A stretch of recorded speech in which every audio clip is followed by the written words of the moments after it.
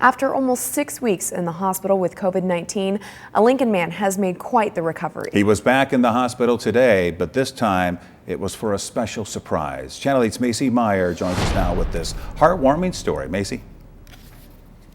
54-year-old Jeff Walker has been described as a miracle patient. His outlook was grim, but he beat the odds, and he says it's all thanks to his nurses.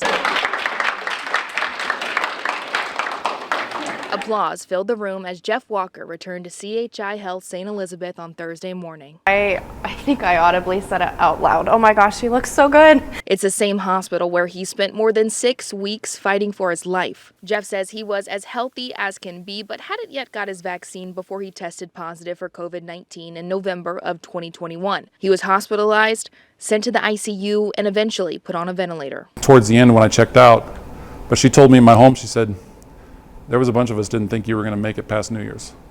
We did not expect to see you after New Year's. With his wife Janelle by his side the entire way and nurses working day in and day out, Jeff began to get better and would become known as a miracle patient. And I did take care of him further on through all the other stages with him getting his trach and everything, and it was really great to see him actually thrive after getting his trach, because in the beginning it was really touch and go with him. Now, as he continues down his road to recovery, he wanted to make sure the nurses who worked so hard to keep him alive knew they were appreciated.